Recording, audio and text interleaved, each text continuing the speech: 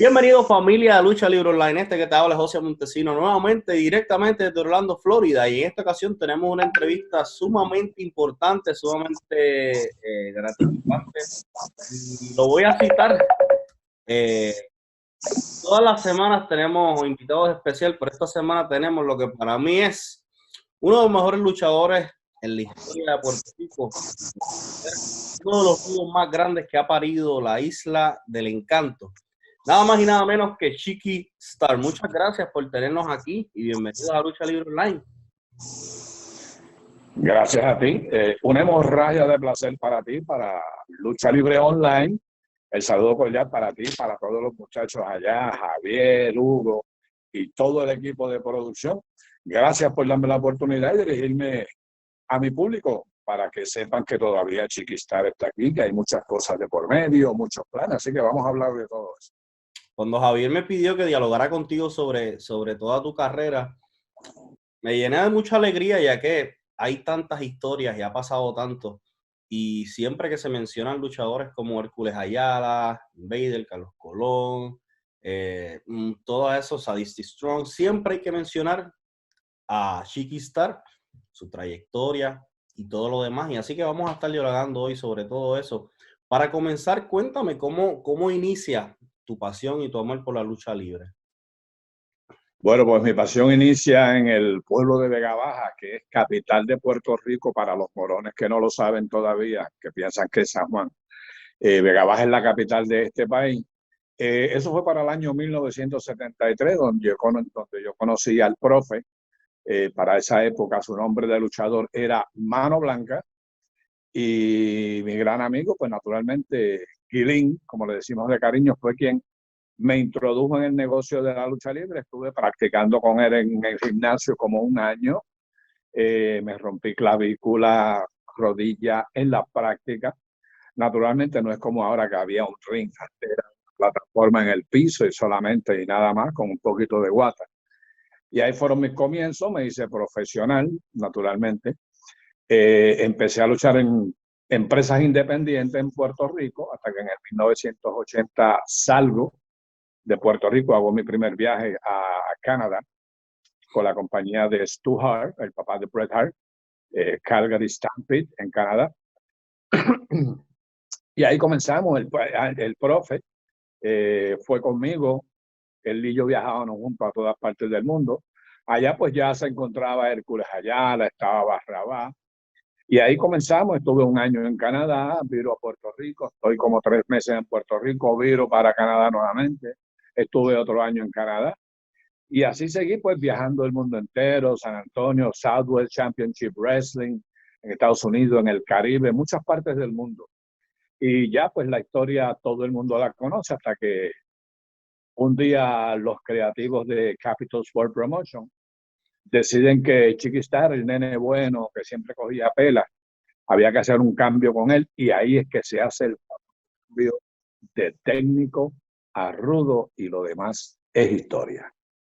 Cuéntame cómo fue luchar allá en Stampede, porque definitivamente el que conoce de la historia de Stu Hart, la escuela y todo lo demás, sabe que era sumamente difícil, era sumamente fuerte. ¿Cómo fue eso para ti, ¿verdad? Empezar en Puerto Rico, ir allá, ver todo ese cambio de la comunidad y demás? Bueno, primero que todo fue mi primera experiencia fuera de Puerto Rico.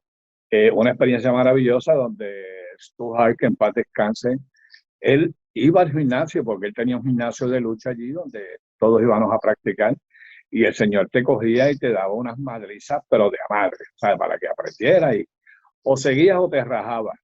Tanto él como Bret Hart, Bruce Hart, Kid Hart, que eran sus hijos, siempre estábamos allí con ellos y fue una experiencia bien agradable. Viajamos todo Canadá, Estados Unidos y te puedo decir que fue una experiencia muy grata y aprendimos un montón. Cuando regresas a Puerto Rico, que estás todo este tiempo como luchador técnico y demás, ¿qué pasa por tu mente cuando te dicen, ok, te vamos a virar a rudo? Porque probablemente no tenías en mente que ibas a terminar siendo para muchos uno de los mejores rudos en la historia de Puerto Rico. Eso es correcto, para mí fue una sorpresa primero que todo, pero el equipo creativo vio que yo tenía el talento como para ser un buen rudo, un buen manejador. Y ahí fue que sucedió todo esto. Claro, me explicaron los pros y los contras, donde yo hice mi papel tan y tan y tan bien que la gente me quería matar, naturalmente. Yo estuve alrededor de 15 años que yo no salía de mi casa a menos que no fuera para la lucha libre. O sea, yo no sabía lo que era una playa, un shopping center, ir de viaje con la familia, nada de eso. Por eso fue que me mantuve viajando casi todo el tiempo. Estaba en Puerto Rico 2 o 3 meses, un año, viajaba, viraba, porque la gente en realidad quería matarme. Y te digo que al principio se me hizo difícil porque yo no sabía hablar en un micrófono. Yo le tenía miedo a un micrófono, a la cámara, pero mi mejor maestro fue el botiquín del baño de mi casa. Yo le hablaba al botiquín y ahí me perfeccionaba yo mismo. Eso te iba a preguntar, ¿cómo tú practicaste, perfeccionaste el dialecto, la habilidad de dialogar frente a una cámara con tanta naturalidad y obviamente lo que dije al principio, el dialecto, porque tú escuchabas las promos del Invader, de Carlos Colón, y veías las tuyas y era un dialecto sumamente distinto, era una forma de hablar diferente, las palabras sonaban diferentes. ¿De dónde nace esto? ¿Tienes algún maestro o esto fue toda una estrategia de tu parte para ¿verdad? Poder destacarte aparte de todos ellos? Pues fíjate, esto fue una idea mía propia. Yo mismo hice mi marketing de lo que era hablar en un teléfono, hacer una entrevista, porque lo más importante de la entrevista es que de esa entrevista dependía el público que iba a ir a las canchas. Tú tenías que tener un dialecto perfecto o casi perfecto, no el dialecto morón, atorrante que tiene el Invader, que nadie lo entiende, tú sabes, que es un tipo que lo que le falta es una zapata detrás del día ahí mismo para ser una bestia. Pero eso es aparte. Y yo quería perfeccionarme cada día más y así lo hice y le hablaba al botiquín todos los días. Yo mismo me insultaba. Él me decía, pero morón, eso no se dice así, no seas zángano, no seas bruto. Tienes que decirlo de esta manera. Yo mismo hablándole al espejo. Y el espejo me lo decía, o sea, tú vas a ser bien grande, tú vas a ser reconocido. Tú te vas a convertir en un icon de la lucha libre en Puerto Rico por el dialecto que tú tienes. Y mi dialecto provocó que la gente cada día me odiara más. Se utilizaban palabras e insultos ya coordinados naturalmente con la persona que vas a insultar, que hoy día no se pueden decir. A eso quería ir un poquitito más adelante. ¿Cuánto tiempo pasa desde que tú das ese viraje a rudo hasta que tú te conviertes en esta persona mega odiada, que básicamente estás 15 años sin poder salir de tu casa? Porque comúnmente, ¿verdad? En estos tiempos ahora obviamente todo es sumamente distinto, pero antes yo me atrevería a decir que un rudo era un rudo y era odiado de verdad. En estos tiempos no. ¿Cuánto tiempo te costó a ti ser esta persona que probablemente le tiraban con cerveza, con piedra en los eventos, que probablemente la policía te tuvo que haber escoltado en múltiples ocasiones? Esto me tomó, eso fue rápido. Yo te diría que un par de meses, porque se hizo una historia muy buena, una historia excelente con el Invader número 1 que duró más de 25 años, que esa es la diferencia de antes a ahora. De los equipos creativos que tiene cada empresa, incluyendo WWE, que es una porquería, ¿sabes? Vamos a hablar la verdad. Pero se me hizo un poquito difícil, pero ya a los 2 meses la gente quería matarme. O sea, para yo ir a luchar, muchas veces la policía tenía que ir a mi casa, buscarme a mi casa y llevarme a las canchas. O yo ir directamente a los cuarteles y del cuartel me llevaban a las canchas o a los estadios por mi propia seguridad, aparte de que yo andaba con 4 o 5 personas de guardaespaldas privado que siempre estaban conmigo, porque lo que yo hacía era tan y tan violento que la gente quería matarme, de verdad, tú sabes. El papel se creó ahí a la perfección y yo lo hacía con unas ganas, o sea, con pasión, con devoción, con mucho profesionalismo, porque necesitábamos que esas sillas fueran ocupadas por muchas nalgas en cada estadio y en cada cancha. Mencionas al Invader número 1 y quería llegar a ese punto. ¿Qué significó en ese momento esa rivalidad tuya con el Invader? Porque sabemos que tuvieron luchas de cabellera, tuvieron rivalidad en donde se metió hasta la familia, eh, luchas de andamio, hubo muchas cosas. La fanaticada, yo me atrevería a decir que cuando piensan en el Invader, las personas que vivieron esa época los conectan ustedes dos inmediática, ¿verdad? De una forma rápida. ¿Qué significa para ti y qué significó, mejor dicho, en ese entonces, en ese tiempo, esa rivalidad? ¿Tú sabías en ese entonces que eso iba a ser una rivalidad de 25 años o jamás pensaste que se iba a volver una de las rivalidades más largas en la historia de Puerto Rico? No, no, fíjate, no, jamás pensé que iba a ser una historia tan larga. Yo pensé, pues, esto va a ser el equipo creativo, ha hecho esta historia, va a durar, no sé, quizá un año, un par de años. Después empiezo una historia con Carlos Colón, después una con el Invader 3 o los supermédicos, diferentes personas. Pero no, nunca pensé que duraría tanto. Pero el equipo creativo vio el talento que yo tenía con el micrófono, que me llegaron a decir que yo era el mejor micrófono de Puerto Rico en la lucha libre profesional. Y yo se los agradezco, ¿saben por qué? Porque es verdad. Nadie como yo utilizaba ese micrófono para llevar un mensaje para que la gente fuera a las canchas. El atojante del Invader número 1 dice que él es el mejor micrófono. No sé quién se lo dijo, pero allá él. Pero te diré que esa riña, que él, al día de hoy todavía esa riña existe. No sé si te acuerdas que aquí mismo Javier y yo empezamos con la historia de vamos a hacerle un reto al Invader número 1, que ya está retirado, pero una última lucha. Y me puedes creer que la Torrante dijo que no, pero él se lo perdió. Lamentablemente, hubiera sido un gran éxito y una casa llena a más por eso. Pero si él no quería, nadie lo podía obligar. Yo sigo aquí, seguimos en pie y es bueno hacer entrevistas para que la gente sepa que todavía Chiquistar está aquí en el ambiente, de vez en cuando hago un live, tú sabes.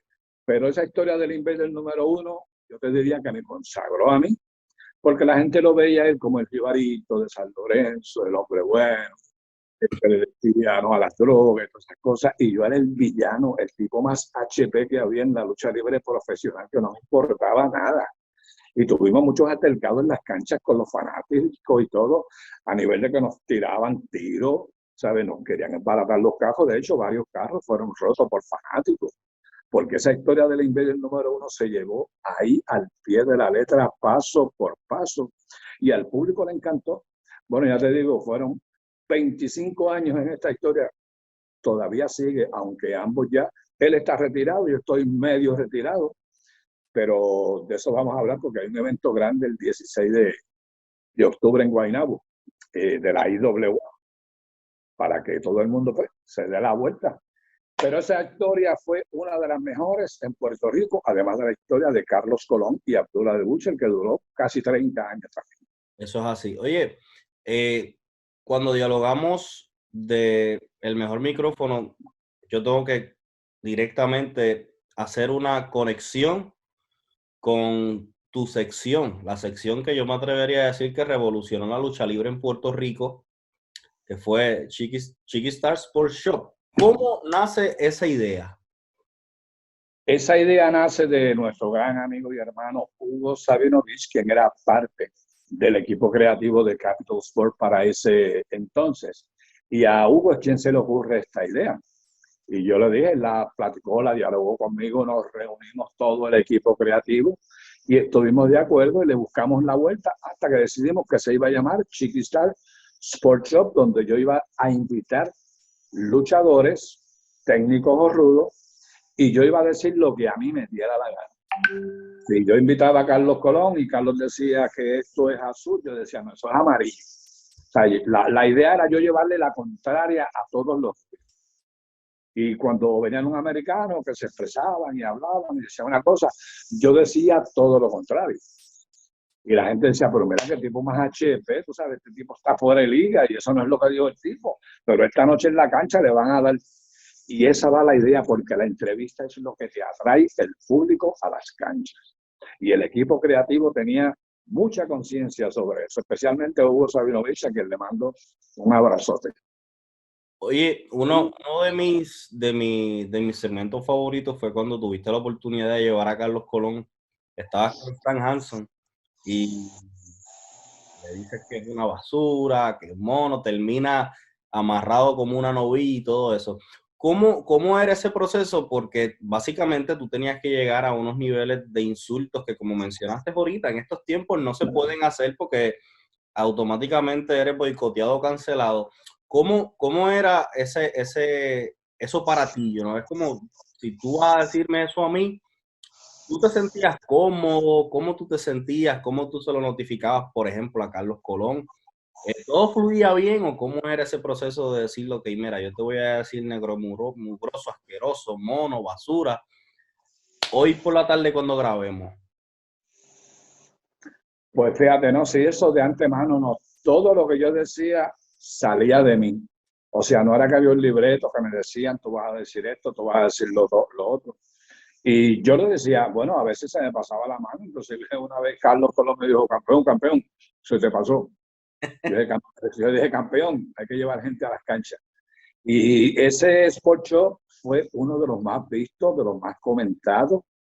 Aparte de que ya para ese tiempo Stan Hansen estaba medio ciego y embarazó a Carlos, o sea, se dio con ganas el pobre Carlos. Pero esa era la idea, llevar el mensaje a la fanaticada para que fueran. Y eso, bueno, esa noche, ¿sabes? Creo que los bomberos tuvieron que detener la entrada de la gente porque ya no cabía más nadie. Y esa era la idea. Y no es decir, wow, Carlos Colón y Stan Hansen llenaron el Coliseo. No, no, no. Esto es un equipo. Son todos los luchadores juntos los que hacemos una cartelera. No es solamente una lucha, que es lo que yo siempre le decía a Carlos, se lo decía al Invader, a Hugo Sabinovich, porque todos somos un equipo. Cada lucha tiene su significado desde la primera lucha hasta la última, que es la lucha estelar, que es la que todo el mundo espera. Pero como te digo, a mí nadie me decía lo que yo tenía que decir. Salía de mí todo lo que yo decía. Eso era improvisado al momento, cada palabra que decía.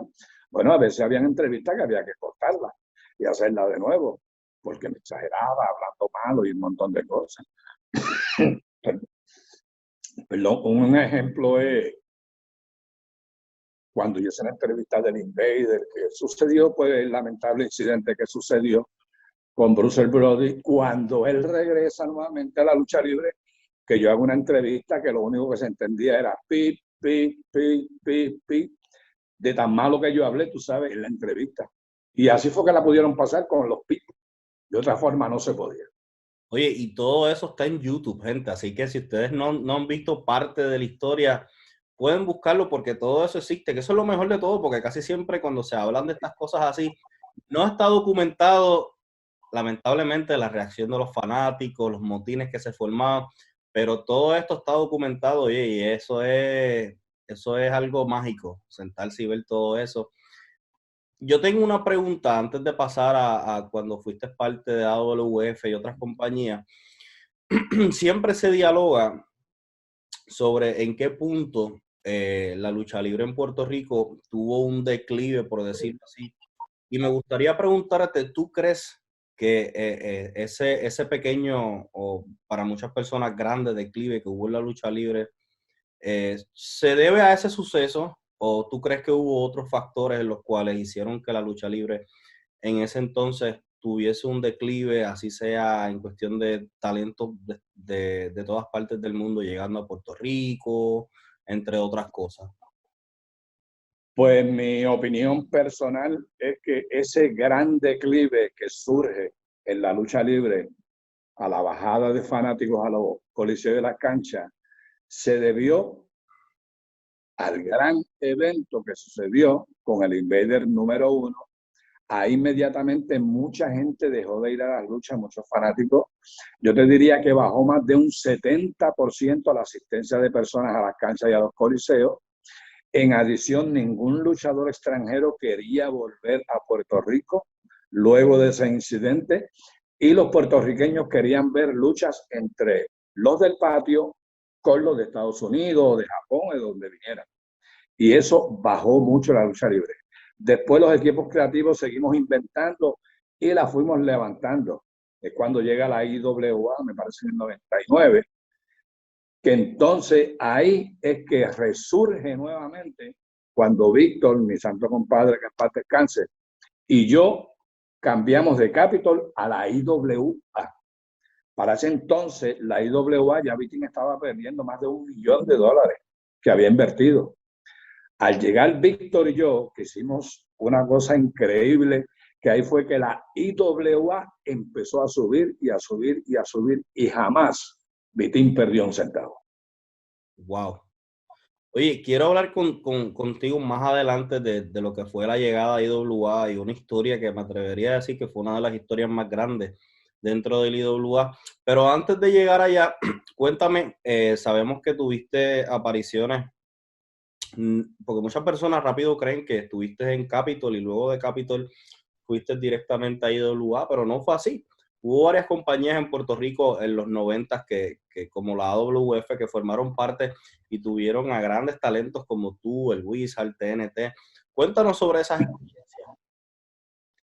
Sí, fueron experiencias muy gratas. Sino yo no solamente estuve para ese tiempo Capitol. Yo llego a Capitol en el 1983. Acuérdate que yo luchaba independiente. Desde el 74 más o menos yo empiezo a luchar independiente y a viajar gracias a mi hermano Hércules Ayala, que en paz descanse, que era quien nos buqueaba para diferentes sitios, al profe y a mí. Y íbamos a México, a Estados Unidos y a todas partes. Pero fue una experiencia maravillosa, la AWF, todas esas empresas en las que nosotros tuvimos, que siempre formamos parte de ese gran equipo creativo. Pues las compañías con el tiempo desaparecían porque todas las compañías que vienen a Puerto Rico venían con la idea de tumbar a Capitol. Y esa no es la idea, es lo menos que debes pensar. Tú tienes que tener un enfoque directo a que tú tienes una empresa y vas a echar para adelante y olvídate del vecino, o sea, olvídate de Capitol, que ellos son un ente aparte y tú vas a hacer lo tuyo. Pero fueron experiencias maravillosas en todas las compañías que yo he trabajado, tanto aquí en Puerto Rico como en los Estados Unidos. Hay algo que cuando estaba analizando me pareció sumamente interesante, y es que tú fuiste parte de dos de las facciones más importantes en la historia de la lucha libre en su momento. Familia del Milenio y la Star Corporation. Vamos a comenzar con la Familia del Milenio. Cuéntanos cómo se forma eso, porque en ambas hay una gama de talentos desde veteranos, desde jóvenes, me atrevería a decir leyendas, jóvenes veteranos y futuros. ¿Eso fue algo planeado o básicamente surgió así de la nada, por lo menos en la familia del Milenio? Esto de la familia del milenio surge de la gran idea, de la gran mente del gran hermano Hugo Sabinovich, que tenía una creatividad enorme. Ahí es que surge la familia del milenio, con Rey González, el servidor, el Wizard, la Tigresa. Habíamos un montón más. Cada vez que venía un luchador americano, pues yo era su representante, yo era su manejador, o era yo, o quizá el Wizard o el profe. Hicimos un grupo grande ahí, enorme, una cosa buena, pues, hasta que duró, se acabó, surge Star Corporation. Ese fue el boom de la lucha libre en Puerto Rico, donde fue el primer grupo que se hizo de fanáticos referidos a un luchador. Este grupo lo forjan unos muchachos del colegio de Mayagüez, estudiantes de Mayagüez de ingeniería. Ellos son los que comienzan con esto, me llaman, me dicen cómo es la cosa, nos reunimos y yo le di el visto bueno y le dije, pues sí, vamos a hacer Star Corporation. Y lo hicimos todo, está todo inscrito. Ahí es que comienza Star Corporation, todos ellos iban a la lucha.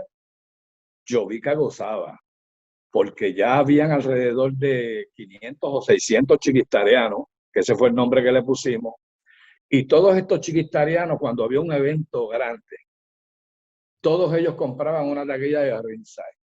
Jovica gozaba cada vez con eso, porque ellos no entraban de gratis, ellos pagaban su taquilla, y estos muchachos eran parte de la lucha libre profesional, donde en algunos momentos yo involucré a algunos de ellos en luchas. Esa era parte del equipo creativo. Y ellos gozaban cada vez que ellos subían al ring y todas esas cosas. Y me cuidaban, me velaban, me daban escolta, o sea, me protegían. Es por eso que hoy día, en este momento, quiero felicitarlos a todos ellos, desde los comienzos hasta el día de hoy. Un saludo a muchos chiquistarianos que se encuentran hoy en las Fuerzas Armadas alrededor del mundo. Yo recibo mensajes y comunicación con muchos de ellos y quiero darle un saludo al hijo de Gilbert, que también se encuentra en las Fuerzas Armadas, a quien quiero muchísimo, que Dios lo bendiga. Y ahí es que comienza todo esto de Star Corporation, y donde ahí fue que cogió auge la lucha libre, y ahí era que la gente de verdad me quería matar a mí, querían matar a los chiquistarianos, porque ellos me apoyaban, hasta que llega el momento que Ricky Bandera también hace su organización. Hace una organización Ricky Bandera, y en las mismas canchas los muchachos de Ricky Bandera y los míos se enredaban a pelear. Y eso le daba más acción a la lucha libre, una cosa increíble, ¿sabes? Fueron unos tiempos buenos de pasión, devoción, donde cada uno de ellos se envolvía dentro de la lucha libre. Oye, antes de llegar a eso, que quiero hablar de eso exactamente, sobre la Star Corporation y luego lo que sucedió con el grupo de Ricky y demás, quiero hablar sobre el salto que das de Capitol a IWA, pero antes de llegar ahí me gustaría hablar contigo sobre Víctor de Bodyguard. ¿Cómo ustedes comienzan? ¿Cómo tú lo conoces? Porque, oye, ya cuando ustedes llegan a la IWA, ustedes tienen una relación ya extensa, se conocen de antemano. ¿Cómo tú conociste a Víctor? Bueno, pues Víctor de Bodyguard yo lo conozco en Capitol por medio de su papá, de Hila, que en paz descanse, y su papá era quien dirigía la seguridad en Capitol. Ahí Víctor entra en el campo de la seguridad con su papá, naturalmente, en Capitol. Pasaron varios años hasta que Víctor pues, se hizo bien amigo mío, del profe. Inclusive hasta fuimos vecinos en Vega Baja.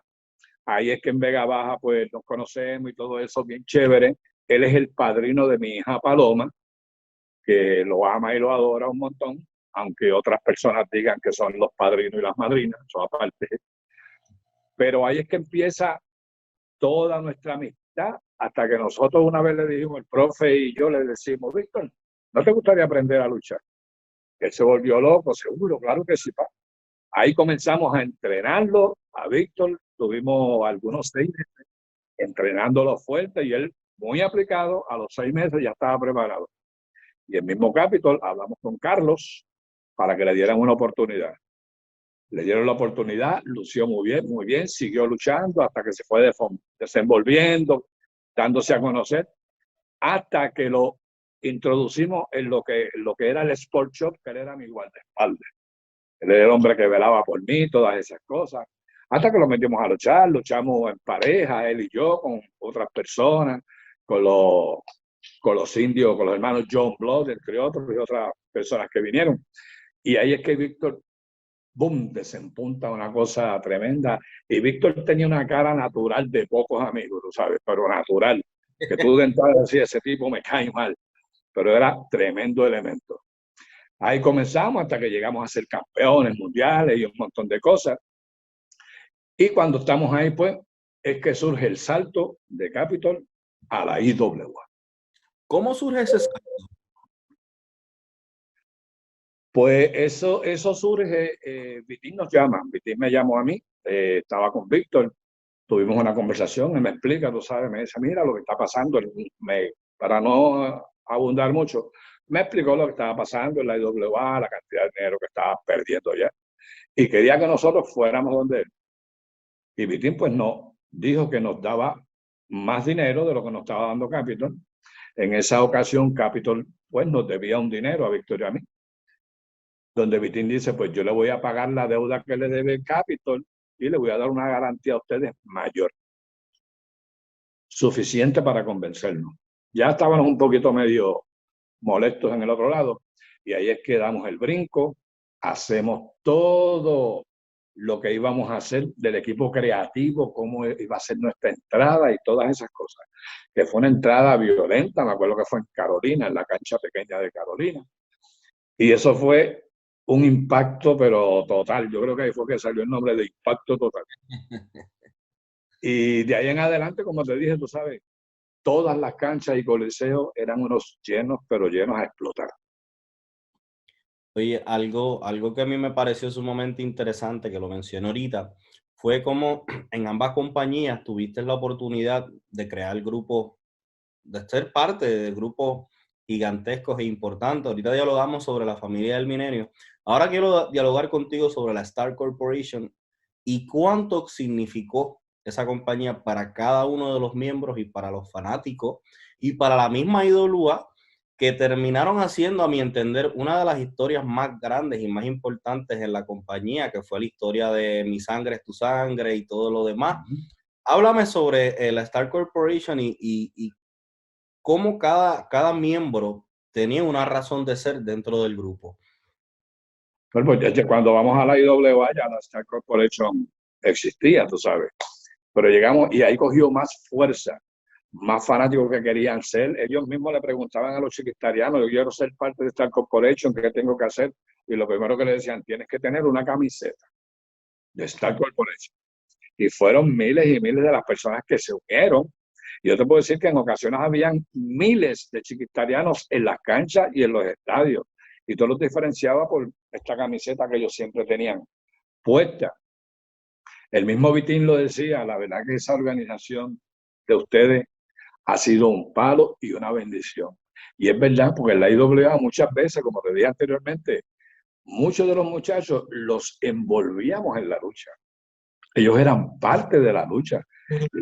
Eran muchachos agradecidos, una cosa increíble. Y esa era la idea.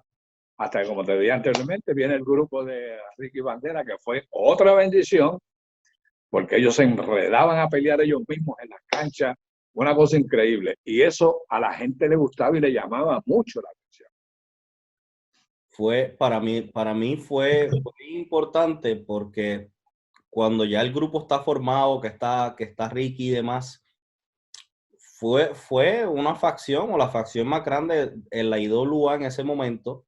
Estaba moviendo muchas masas, había mucho envuelto. Sucede lo que sucede con Ricky, que él se va, quedan ustedes. Esa historia de tuya con Víctor, tu sangre es mi sangre, hubo mucha emoción, hubo mucha. Los fanáticos, yo me atrevería a decir que wow. Yo estaba viendo el video hace poco, que todo eso está en YouTube, como les mencioné a todos ustedes ahorita, y yo pude sentir la emoción a pesar de que eso fue hace, wow, 20 años, 18 años atrás. ¿Cómo surge esa historia y cuánto los impactó a ustedes y a la fanaticada que tú pudiste vivirlo allá? Pues mira, ese yo te diría que fue, como conocemos todos en la lucha, el ángulo más importante de la IWA. Y se estuvo trabajando con todo el equipo creativo. Para ese tiempo estaba Shane de Glamour Boy, estaba Luke Williams, estaba este servidor, TNT, que estábamos ahí todos reunidos y decidimos hacer la historia tal como se hizo exactamente. Y cuando llegó ese último día de hacerlo de Tu sangre es mi sangre, que fue el Levitown, me acuerdo, se utilizó a la policía municipal, la policía estatal, a quienes les doy las gracias porque cooperaron de una forma increíble, donde si todos los que lo han visto saben que a Víctor primero lo cogen, los esposan, se lo llevan en una patrulla, Vitín va a la policía, va a la patrulla, abren la patrulla, sacan a Víctor, y ahí es que viene Víctor Pay, cuando me dice tu sangre es mi sangre. Ahí tú podías ver a toda la fanaticada llorando, ¿ok? Llorando de la emoción porque el mensaje le llegó. Ustedes que han sido pareja durante tantos años, que son hermanos, que son compadres, se tuvieron que separar por cosas que pasó con Dodge Mantel o con Luke Williams, y ustedes se separaron por eso. Pero hoy aquí, ustedes le han demostrado al pueblo de Puerto Rico que ustedes son una familia, tienen que estar unidos. Pero era hermoso tú mirar todos los bleachers y ver a la gente llorando de la emoción. Yo pues me acuerdo y me da sentimiento, tú sabes, porque fue la mejor historia que se hizo en la IWA. Yo siempre que recuerdo la IWA, además de recordar esa historia, siempre recuerdo a los hermanos en dolor, Ricky Bandera y Shane de Glamour Boy. Yo tenía aproximadamente 4 o 5 años y siempre trato de revisitar la ocasión en que ambos hicieron pareja contra ti y Víctor, manejados por Sabio Vega. Si mal no me equivoco, fue en la Pepín y en la Pepín no cabía un alma más. Ajá. Cuéntame, para ti, ¿cuánto significó ser parte de lo que para mi entender fue las 2 eras de lucha libre más importantes en la historia en Puerto Rico? La era dorada, donde Capitol llenaba 3 estadios, 2 estadios en una misma noche, y la época de renacer en la lucha libre puertorriqueña con la IWA, donde los bomberos tenían que llenar las canchas porque no cabía gente. Fíjate, fueron 2 etapas diferentes, pero muy buenas y un poco parecidas entre sí, porque a la época dorada, donde estaba la pasión, la devoción, el amor al negocio, porque la lucha libre es un negocio, no es un deporte, nosotros dábamos el 100% donde quiera que estábamos. Y eso pasó en Capitol. Cuando volvemos a la IWA, entonces, que es el nuevo renacer de la lucha libre, donde Víctor y yo creo que fuimos los responsables en parte de ese renacer de la IWA y de la lucha en Puerto Rico. Naturalmente, hay que darle crédito a Vicente Quiñones, que paz descanse, que era el hombre ancla, el hombre que tenía todas las conexiones en todas partes del mundo. Acuérdate que la IWA nace en Japón, no nace en Puerto Rico. Y Vitín vivió 10 años en Japón con la IWA, hasta que decide traerla a Puerto Rico. Y todas las conexiones que tenía Vitín con Vince, con todos los promotores de Estados Unidos, era excelente, porque venían figuras que en ese momento estaban en el tope, en Estados Unidos, o en Japón, o en México, y llegaban a Puerto Rico, y eso hacía que el complemento de todos estos extranjeros enfrentarse a los boricuas, eso le llamaba la atención a la gente, porque eso siempre fue un palo, el poner puertorriqueños, los locales, con gente extranjera. Y las historias que hicimos, especialmente la historia de los hermanos en dolor, cuando se enfrentaban a nosotros, que eran unas luchas a muerte, donde la sangre sobraba, porque eso era lo que el público le decía. Y el público de Puerto Rico es el público más salvaje que hay, porque le encanta la sangre, la violencia, el tubazo, el sillazo, el alambre de púa, el fuego, los andamios. Y tú tienes que darle al público, por cada centavo que paga, se lo tienes que devolver en acción. Y eso era lo que nosotros hacíamos. Por eso fue el renacer de la lucha libre en la IW.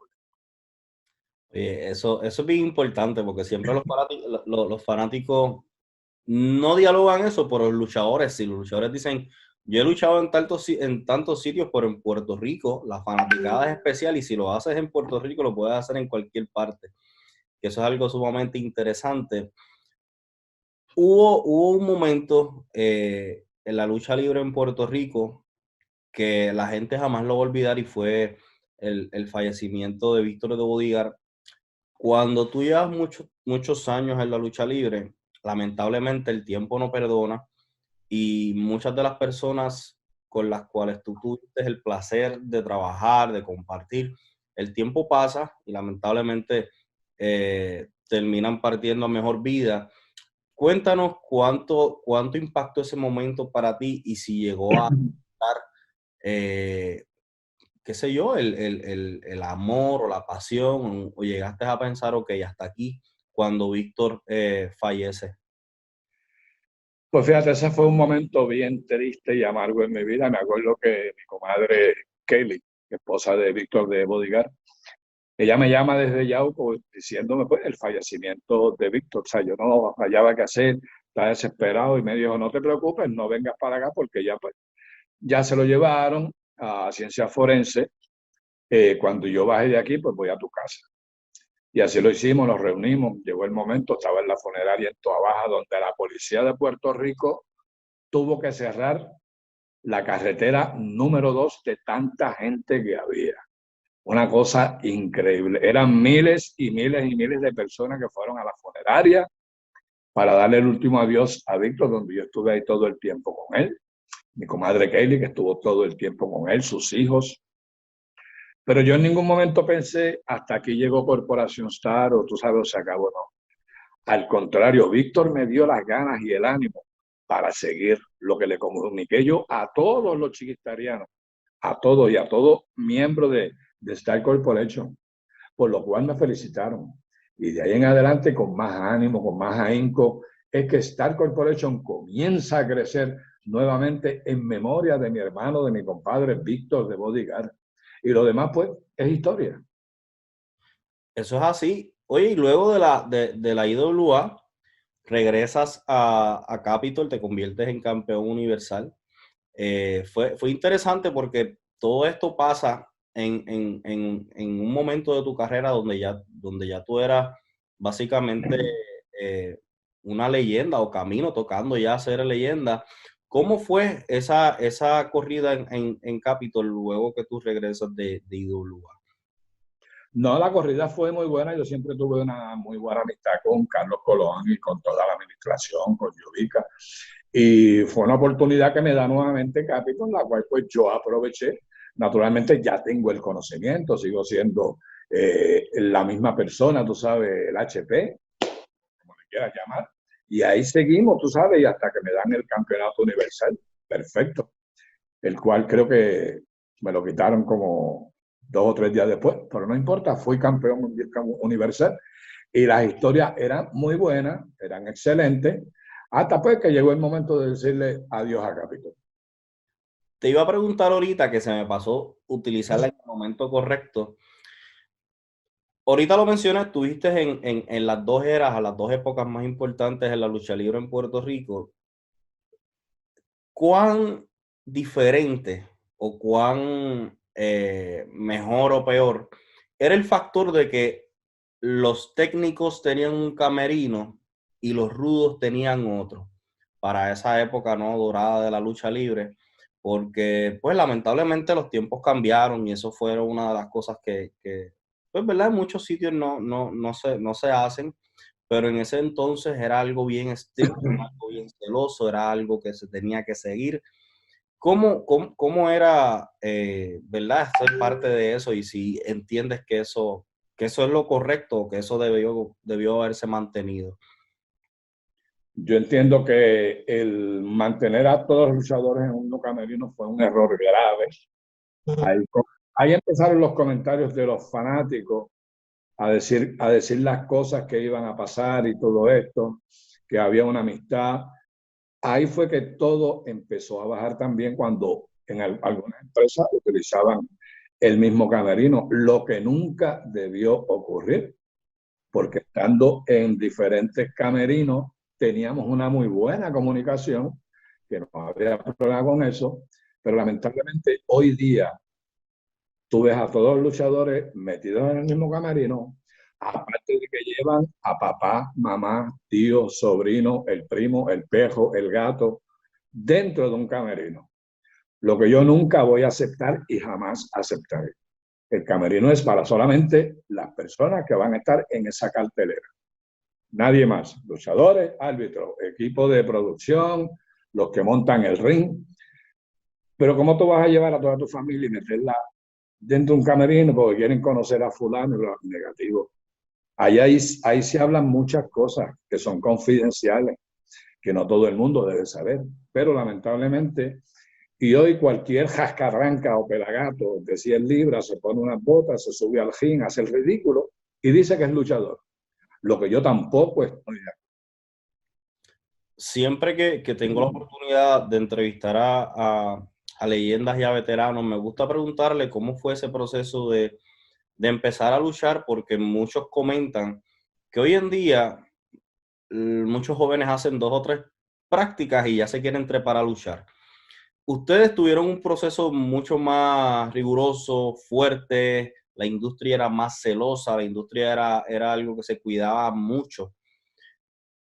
¿En qué momento tú crees que eso cambió? Y eso entiendo que vas a decir que sí, que ha sido uno de los pecados más grandes de lo que ha pecado la lucha libre puertorriqueña en estos últimos 10 años probablemente. Primero que todo, para comenzar esta historia, cuando yo comienzo, que ya pues me gradué de luchador amateur o novato a profesional, En Puerto Rico existía una cosa que se decía que era recreación y deporte, que estaba lo que era lucha libre y boxeo. Para ese tiempo, para tú obtener una licencia de luchador, tú tenías que ir a recreación y deportes. La comisión de boxeo y lucha libre tenía un ring, tú tenías que subirte a ese ring, pelear con 3 tipos, habían jueces allí, árbitros que te están velando, a ver si tú estabas capacitado para tener una licencia. Ese día yo fui y pasé la prueba y me dieron mi licencia de luchador profesional. Hoy día existe lo mismo, recreación y deporte, comisión de lucha libre o lo que sea, que es una soberana mierda, así que el gobierno que ponga atención, eso no sirve. Y si el gobierno necesita a alguien que dirija eso, yo estoy disponible, tengo el conocimiento, no el jascatranca que tienen ahí, que no saben lo que están haciendo. Hoy día a cualquiera le dan una licencia de luchador profesional sin hacer este procedimiento que se hacía antes. Lamentablemente eso está pasando, por eso es que hay un montón de luchadores profesionales por ahí, entre comillas, pero como tienen una licencia, pues son luchadores profesionales, pagan $20 y ya son luchadores profesionales. Eso está muy mal hecho de parte del gobierno de Puerto Rico. Eso tienen que mejorarlo, tiene que haber un protocolo como antes. ¿Tú quieres ser luchador profesional? Pues vente, que te vamos a probar. Como los boxeadores, ¿tú quieres ser boxeador profesional? Ven, que te tengo que probar. Y a los boxeadores lo que le cobran son $4 por una licencia. A los luchadores, $20. Y los boxeadores que pagan 4 pesos hacen millones de dólares, algunos de ellos, que tienen el cerebro donde lo tienen que tener, porque hay otras personas que aquí arriba dice espacio vacío. ¿Sabe? Que el cerebro no le sirve para nada. Lamentablemente es la verdad. Pero ese es el gran cambio que hubo en la lucha libre profesional, que también a eso se debe que también haya decaído la credibilidad en la lucha libre de Puerto Rico, porque te vas por ahí en sitios, en negocios, y tú ves a luchadores que tú jamás en tu vida has visto, porque yo lo he visto, yo lo he vivido. Yo he ido a esos sitios y digo, pues, ¿y esta gente quiénes son? Ninguno reconocido. Quizás uno u otro que tú hayas escuchado. Y lamentablemente estos muchachitos lo que hacen es denigrar el rudo negocio de la lucha libre profesional en Puerto Rico.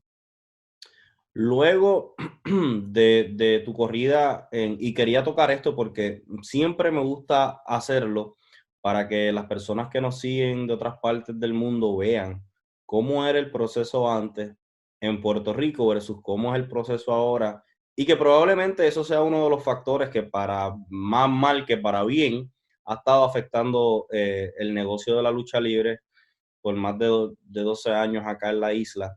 Para continuar con el tema, para ir un poquitito acercándonos a lo que se aproxima en Guaynabo, tienes la corrida en Capitol, luego luchas en IWA, la IWA tiene ese proceso de cese, cierra. La rivalidad, irónicamente, con el Invader número 1 continúa casi 25 años, 20 años después de todo eso, allá en esos estadios llenos a capacidad.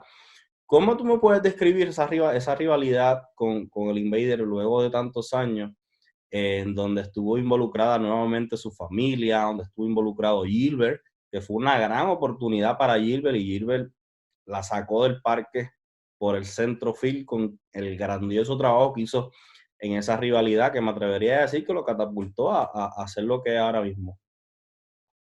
Eso es correcto, ¿no? Gilbert hizo un trabajo excelente, naturalmente, él se comunicaba conmigo, me pedía información. ¿Quién dañó todo esto al final que no lo siguieron? Solamente ellos lo saben. El por qué no se continuó, porque se podía continuar y podían seguir llenando parques y dándole más auge a Gilbert, que es uno de los mejores que hay en el momento ahora en el Consejo Mundial de Lucha, antes llamado CAPI. Y mi rivalidad con este señor, pues tú sabes, eso ha pasado barreras, fronteras. donde hace como 2 años tuvimos una cartelera en la Florida. Él estaba yo, estaba el profe, algunos de los muchachos, Sabio Vega, y donde el tipo, pues, no sé si es que se está viviendo su personaje de Invader. El tipo no le habló a nadie, no como, ¿sabe? Ningún tipo de conversación ni comunicación con nadie. Lo que todo el mundo decía, ¿por qué le pasa a este tipo? ¿Tú sabes? ¿Cuál es el empeño? Pero allá él con su teoría y con su cosa. Pero esta rivalidad ha perdurado hasta el día de hoy, como te dije anteriormente. Javier y yo hicimos esto, un live, retándolo a él, donde hicimos un montón de videos, que hicimos un montón de videos en mi casa, llamándolo, retándolo, como que yo había ido a su casa a retarlo, a tocarle la puerta. Y como el chico dijo que no, pues no podemos hacer nada, tú sabes. Nadie lo puede. Inclusive se habló hasta con Carlos Colón, Jovica, que estuvieron de acuerdo para hacer esa lucha en un aniversario. Pero él dijo que no, nada podemos hacer con eso. Así que veremos a ver qué pasa. Ya él pues tiene 75 años, está retirado totalmente de la lucha libre, aunque se mantiene en forma, porque siempre corre y hace ejercicio, tú sabes. Pero veremos a ver qué pasa, qué trae el destino. Cualquier empresa que esté disponible a tener 2 leyendas por el campeonato del Seguro Social, aquí estamos. Oye, luego de todas estas corridas, tanto tú como profe y otros más tienen la oportunidad de rendírseles tributo a ciertas personas. Tú tuviste tus cosas, hubo un evento también cuando estuviste delicado de salud y demás, que fue luchando por Chiqui y demás. Todo eso choca mucho al fanático porque son momentos en los cuales uno dice, wow, han pasado los años y en nuestra cabeza, ustedes siguen siendo las mismas personas en nuestra cabeza, las mismas personas que eran en el 80 y pico, el 90 y pico, pero el tiempo sigue pasando. Y algo que es bueno en estos eventos es que la fanaticada muchas veces tiene la oportunidad de compartir con ustedes más de cerca y poderles decir, hey, oye, yo te vi cuando yo tenía 5 años, cuando tú hiciste tal cosa, o cuando tú dijiste esto, cuando tú dijiste lo otro. Que eso es una de las cosas más interesantes de estos eventos. Cuéntame alguna anécdota que hayas pasado con algún fanático, alguien que te haya dicho, oye, yo intenté hacerte tal cosa, o yo recuerdo esto cuando yo te veía, porque supongo que deben ser un montón. No, yo tengo miles de historias. Tú sabes que actualmente, pues, yo mercadeo estas camisetas y mucha gente viene a mi casa y vienen y las compra y me dicen, ¿tú sabes qué? Yo una vez te tiré a ti con un bloque. Ya, qué chévere. No me diste vela, no te di, ok, por lo menos.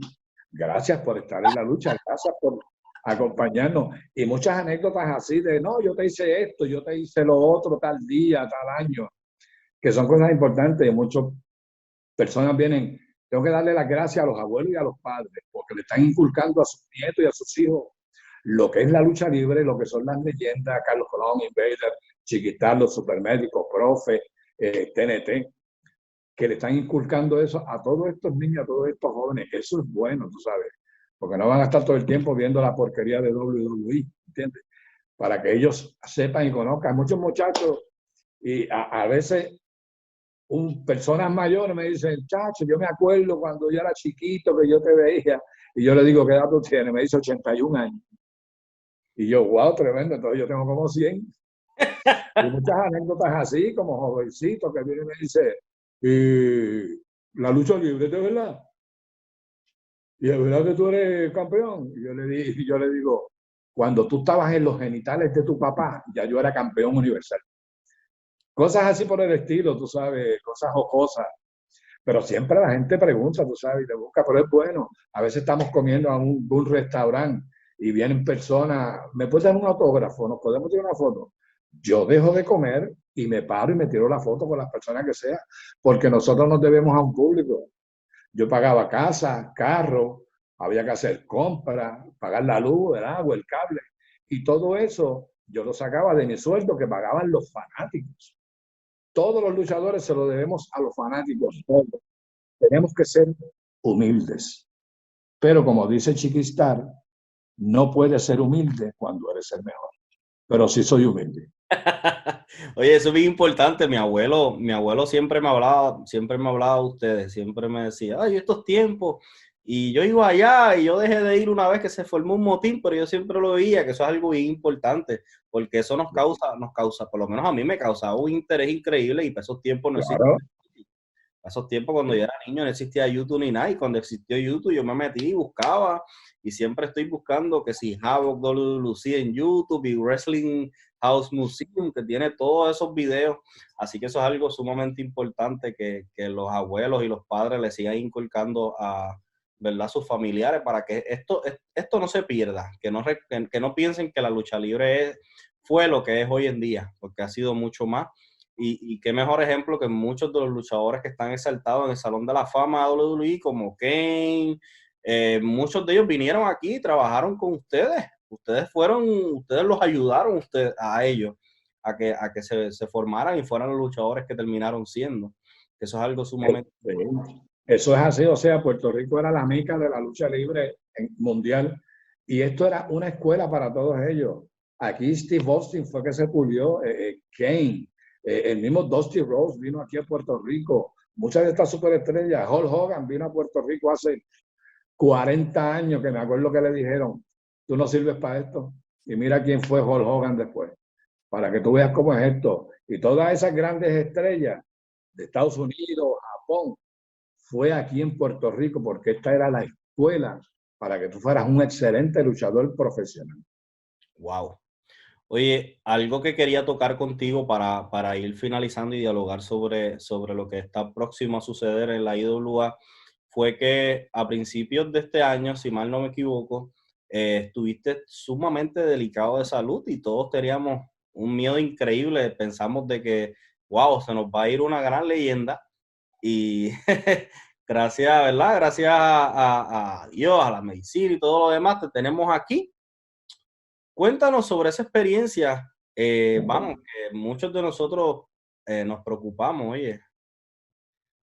Pues yo te diría que en los últimos 3 años, creo, que me hicieron la primera operación, que fue una operación mayor, violenta, donde me hicieron una pequeña cicatriz de 219 puntos, todavía la tengo.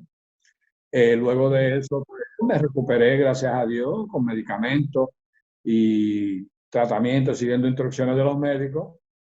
Luego me surge otro problema, donde me sale un pólipo. Este pólipo tiene que ser operado porque es una operación grande también, de peligro. También me operan de ese pólipo y yo por cariduro, pues después de la operación me pongo a hacer fuerza y me sale una hernia.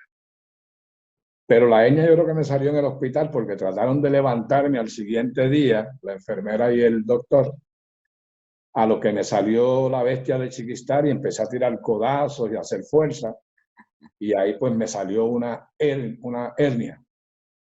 Y esa hernia pues fue operada hace como 6 meses atrás. Pero me siento muy bien. Fueron 3 momentos grandes, difíciles. Gracias al de arriba estoy aquí. Gracias a más nadie, solamente él, que estuvo conmigo todo el tiempo. Y naturalmente las oraciones de todos ustedes, porque las oraciones ayudan un montón. Y yo siempre le estaré agradecido a toda la fanaticada, a toda persona que se preocupó por mí, al que no se preocupó por mí, también le doy las gracias, como le doy las gracias a Dios todas las mañanas, que me deja abrir los ojos naturalmente. Y fueron momentos difíciles y donde la gente estuvo conmigo todo el día, todo el tiempo. Muchos luchadores fueron a visitarme. Por lo de la pandemia, pues las visitas eran un poco difíciles de realizarse, pero se mantenían en comunicación conmigo muchos, pero muchos de ellos. Recibía llamadas de todos mis chiquistarianos que están en las Fuerzas Armadas de los Estados Unidos, en todos sitios, porque ellos querían que Chiquistar todavía estuviese aquí. Y gracias a Dios, estoy aquí, sigo aquí, me siento muy bien. Y como tú dices, de lo que vamos a hablar ya mismo, el sábado vamos a estar en Guaynabo.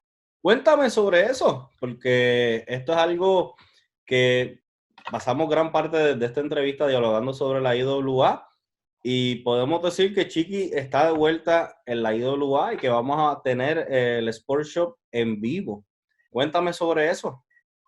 Eso es correcto, pues mucha gente ya lo sabe, el que no lo sabe, yo soy parte de la IWA, yo soy el gerente general de la IWA, en la parte administrativa, tras bastidores, donde me encargo pues de todo ese proceso, de cuál es la lucha, quién va con quién, y especifico lucha, soy el que autoriza las luchas, pero también este próximo sábado 16 de octubre vamos a estar en el Met Pavilion, o en el Quijote Morales, como le quieras llamar.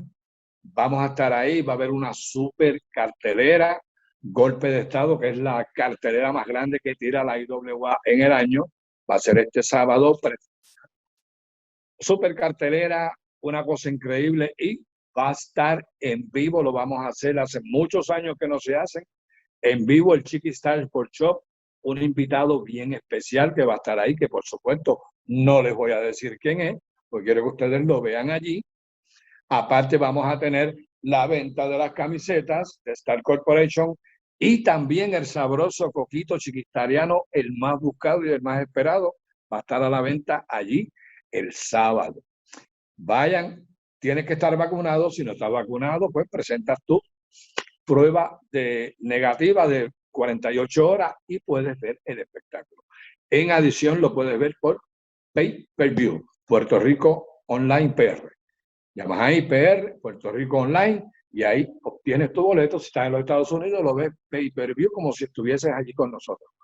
Pero quiero exhortar a toda la fanaticada que siempre nos ha apoyado, que han estado con nosotros, que hagan actos de presencia. Lo vamos a pasar bien chévere, aparte de la super cartelera que vamos a tener allí, porque esto es una cosa del otro mundo. Van a recordar los años 80 y los años 90 el sábado en el Mario Quijote Morales de Guaynabo. La IWA nos ha escatimado, vamos a estar allí, aunque la torrante tráfala de Fernando Tono va a estar ahí, que es el hombre que ha tratado de perjudicar la IWA y sacarla. Yo sé que Fernando va a ver esto, así que Fernando, sin cuidado me tiene, y cuídate, porque puede pasar algo en Guaynabo el sábado. Y esto no es una amenaza, es sencillamente un mensaje. ¿Ok, corrupto? Síguelo. Oye, tenemos aquí que en ese evento el campeonato mundial va a estar en juego. Mr. Big va a estar enfrentándose a Richard Holiday en un encuentro. Jacob Fatu, uno de los luchadores más temidos acá en los Estados Unidos, se va a estar enfrentando al ilegal chicano. Y en choque de titanes, Sabio Vega se va a estar enfrentando al recién llegado Mayri Ursus, que hace poco llegó y lo atacó vilmente. Tenemos también a Lightning enfrentándose a Manny Ferno, y una cartelera increíble. Una de las luchas mías, de los míos, Aiden Green se va a estar enfrentando en una riña personal y callejera a Chris de Shows en Guandilla. Así que no se pueden perder este mega evento hoy allí en Guaynabo, casa de grandes momentos y grandes encuentros y grandes carteleras. Así que exhorto a todo el mundo a ir a las redes sociales de IWA. Van a estar viendo todas las carteleras, todos los videos. IWA en YouTube de igual forma. Oye, y Chiqui, si estás por allí, ves a Jordi, dale una galleta, le das a Jordi un pescozón de parte mía, para que aprenda a respetar. Oye, y para culminar, 1.000.000 de gracias por el tiempo, por la oportunidad. Estas conversaciones así, además de educar y transportar en el tiempo, me llenan a mí, nos llenan a muchos que estamos viéndolas, ¿verdad? Que no vivimos ciertas cosas, pero vivimos otras. Y muchos van ahora a googlear y a buscar en YouTube todas estas cosas que tuvimos la oportunidad de dialogar aquí. Así que agradecido con esto, de verdad, que Dios te siga bendiciendo y te siga dando tiempo para que estés en la IWA, comande ese barco con todo ese talento joven y siga estando aquí junto a nosotros. Gracias a ti, gracias a Lucha Libre Online, a Javier, a todos los muchachos. Nada, exhorto a toda la gente que vaya, porque vamos a recordar los viejos tiempos de los 80 y los 90, como tú dices, lo que no han visto que está en YouTube. A lo mejor muchas cosas pasen este sábado en Guaynabo, en la cartelera, porque esto es una unión de la IWA y la IWE, lo que una vez se trató de hacer con Capitol, que no se llegó a lograr nada. Pero en esta ocasión se va a lograr, va a ser este sábado. Dos compañías de lucha chocan, y eso es en el Quijote Morales. vamos a estar allí, vamos a gozar, vamos a divertirnos. Allí va a recibir bofetadas, aparte de Georgie, otras personas más, porque se las merecen y se las han ganado y de gratis se las vamos a dar. Va a haber mucha acción de la buena, de la que te gusta a ti, fanático boricua puertorriqueño, que siempre nos has apoyado. Danos el apoyo, Golpe de Estado, la cartelera del año este sábado en Guaynabo, y te lo presenta la IWA. Bueno, Chiqui, nuevamente 1.000.000 de gracias. A nosotros nos puedes seguir hoy en todas las redes, Lucha Libre Online, Facebook, YouTube, Instagram, TikTok. Ahí tenemos programas y programación, videos todos los días. Las redes de Chiqui Star van a estar por aquí también para que lo sigan, oye, y se contacten para las camisas, para los poquitos y demás. Esto ha sido todo por esta gran entrevista, esta gran edición. Será hasta la próxima.